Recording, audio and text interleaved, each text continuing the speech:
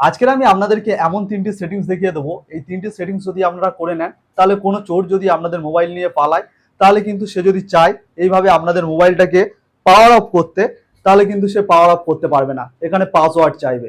আবার সে যদি চায় যে এরকম নোটিফিকেশন থেকে ফ্লাইট মোড অফ করতে, সেটাও করতে পারবে না। এবং সে যদি চায় আপনাদের মোবাইলের সিমটাকে খুলে দেবে, সিম খোলার সাথে সাথেই আপনাদের মোবাইল অ্যালার্ট দেবে, জোরে জোরে সাউন্ড করতে থাকবে, যতক্ষণ না পর্যন্ত আপনারা আপনাদের মোবাইলের ফিঙ্গারপ্রিন্ট লক বা আপনাদের মোবাইলের পাসওয়ার্ডটা যতক্ষণ না দিচ্ছেন, ততক্ষণ পর্যন্ত আপনাদের মোবাইল সিগন্যাল দিতে থাকবে। তো আপনারা ওই তিনটে সেটিংস কিভাবে করবেন চলুন তা দেখে নেওয়া যাক। তো এর জন্য কি করবেন, সবার প্রথমে আপনাদের মোবাইলের যে সেটিংস রয়েছে সেটিংসটাকে এখান থেকে ওপেন করে নেবেন।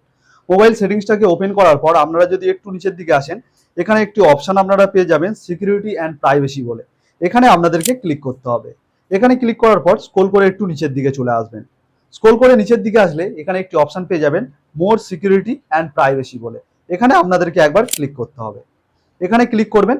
এখানে ক্লিক করার পর আপনারা যদি এখান থেকে একটু স্ক্রল করে নিচের দিকে আসেন, তো এখানে একটি অপশন পেয়ে যাবেন, দেখুন require password to power off বলে। তো এখানে আপনাদেরকে একবার ক্লিক করতে হবে। তো এখানে আমি ক্লিক করে দিলাম।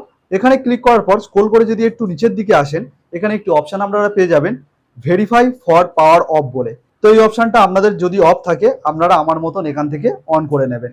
এটা অন করলে কি হবে, আপনারা যদি আপনাদের মোবাইলের পাওয়ারটাকে অফ করতে চান, তাহলে কিন্তু আপনাদের মোবাইলের পাসওয়ার্ড চাইবে। পাসওয়ার্ড চাওয়ার পরেই তারপরে আপনারা আপনাদের মোবাইলের পাওয়ারটাকে অফ করতে পারবেন। আর এরপর চলে আসি দ্বিতীয় সেটিংসটা। দ্বিতীয় সেটিংসটা ঠিক এর ওপরেই রয়েছে। এখানে দেখুন অ্যান্টি থিপ অ্যালার্ম বলে যে অপশনটি রয়েছে, এটাকে অন করে দেবেন। এখানে অন করার পর এখানে একটি অপশন আপনারা পেয়ে যাবেন, দেখুন alert me when SIM card is remove. তো এই অপশনটা যদি আপনাদের বন্ধ থাকে, আপনারা এই অপশনটা অবশ্যই অন করে রাখবেন।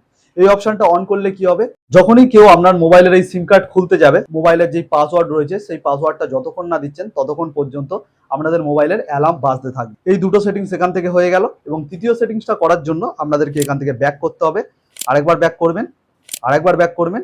ব্যাক করার পর ওপরের দিকে দেখুন একটি অপশন রয়েছে নোটিফিকেশন অ্যান্ড স্ট্যাটাস বার বলে। এখানে একবার ক্লিক করবেন। এখানে ক্লিক করার পর এই অপশনটা কারোর এই জায়গাটায় থাকে, দেখুন লক স্ক্রিন বলে একটি অপশন রয়েছে। এখানে আপনারা ক্লিক করলে এখানে একটি অপশন আপনারা পেয়ে যাবেন, কিন্তু এখানে এই অপশনটা আমার নেই। কি অপশন আমি আপনাদেরকে দেখাচ্ছি, দেখুন ব্যাক করবেন। এখান থেকে যদি একটু নিচের দিকে আসেন, মোর সেটিংস বলে একটি অপশন পেয়ে যাবেন। এখানে একবার ক্লিক করবেন।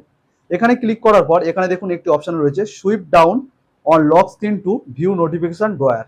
তো এই অপশনটা যদি আপনাদের এরকম অন থাকে, আপনারা এই অপশনটাকে অবশ্যই বন্ধ করে দেবেন।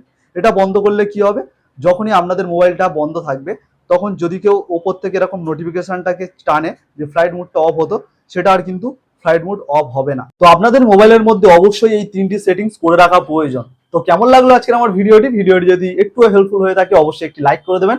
আর এরকম ভিডিও পেতে আমার চ্যানেলটিকে সাবস্ক্রাইব করে রাখবেন।